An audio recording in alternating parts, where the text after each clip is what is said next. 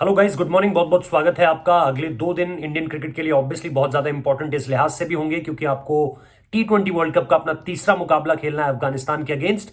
लेकिन इन सारी चीजों के बीच, जैसा आप देख ही रहे होंगे, खबर की शुरुआत में ही टाइटल में भी जिक्र किया हुआ है कि टीम इंडिया चुनी जानी है अब न्यूजीलैंड की सीरीज के लिए, जो कि 3 मैचों की T20 सीरीज है। 17 नवंबर से शुरू हो रही है।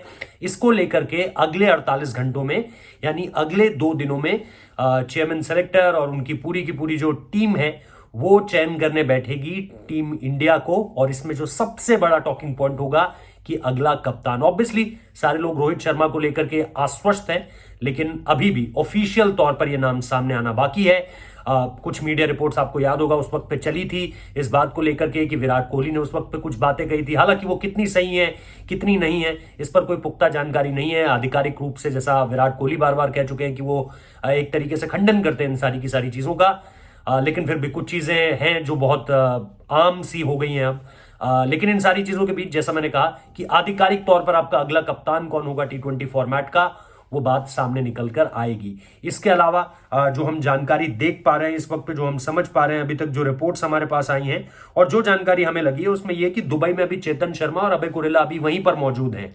स्प्लिट कैप्टनसी पे भी काफी ज्यादा चर्चा होगी क्योंकि अब आपको यह पता है कि T20 फॉर्मेट में आपको एक नया कप्तान मिलने वाला है और इसके अलावा ओडीआई की कप्तानी अभी भी विराट कोहली करेंगे।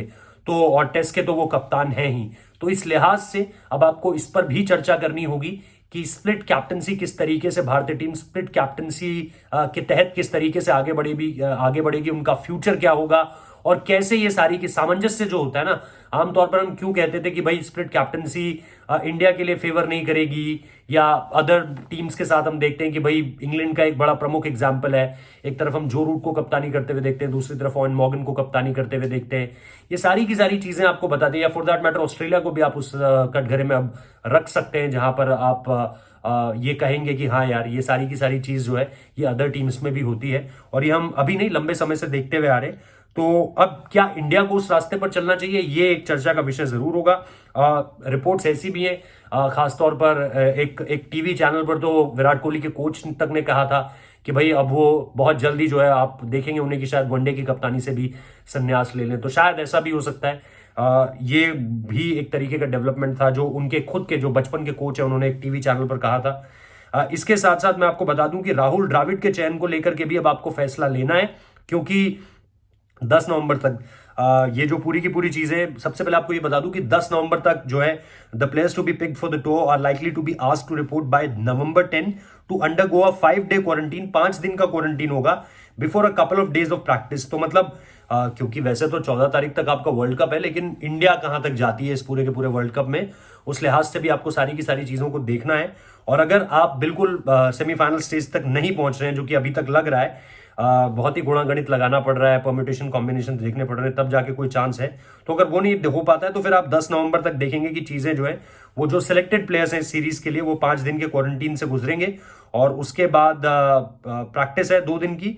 और उसके बाद आप देखेंगे कि इस दौरान ही जो है वो formalities over the appointment of India's next head coach अभी भी कंप्लीट होना उसको बाकी है। राहुल द्रविड़ ने एक तरीके से ऑफिशियल जो है वो पर्चा भर दिया है और उनके नाम पर सहमति होगी, ये एक तरीके से आप तय मानिए।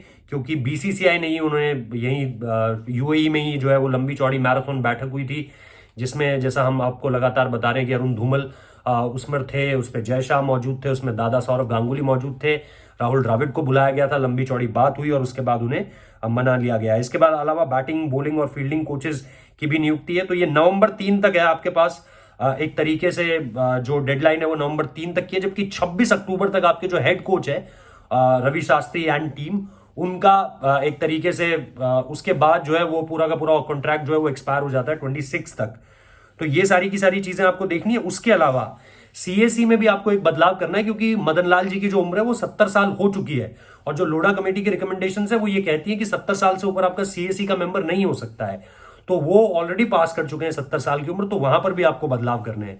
तो ये सारी की सारी चीजें जो आपको देखनी है, यानी आने वाले एक हफ्ते में बीसीसीआई के पास बहुत से फैसले हैं जिन पर उन्हें मोहर लगानी है, तय करना है, जिसमें ऑब्वियसली चयन समिति के सामने जो सबसे बड़ा फैसला होगा वो ये कि उन्हें कप्तान नियुक्त करना है T20 फॉर्मेट का, उन्हें स्प्लिट कैप्टनसी को लेकर के फैसले लेने, बीसीसीआई को कोच के पद पर नियुक्ति तय करनी है आधिकारिक रूप से, और जैसा मैंने कहा क्रिकेट एडवाइजरी कमेटी को लेकर के आपको एक नाम तो कम से कम उसमें से बदलना होगा, क्योंकि ये सारी की सारी चीजें किस तरीके से आगे बढ़ती है अब हमें ये देखना है। फिलहाल इस वीडियो को देखने के लिए बहुत बहुत शुक्रिया। जानकारी पसंद आई है तो वीडियो को लाइक जरूर कर दीजिए, शेयर करना मत भूलिए वीडियो को, और इसके साथ साथ जैसा हम आपको लगातार कहते हैं कि चैनल सब्सक्राइब करना बिल्कुल मत भूलिए। दिन भर आपको खबरें मिलती रहेंगी। बहुत बहुत शुक्रिया इस वीडियो को देखने के लिए।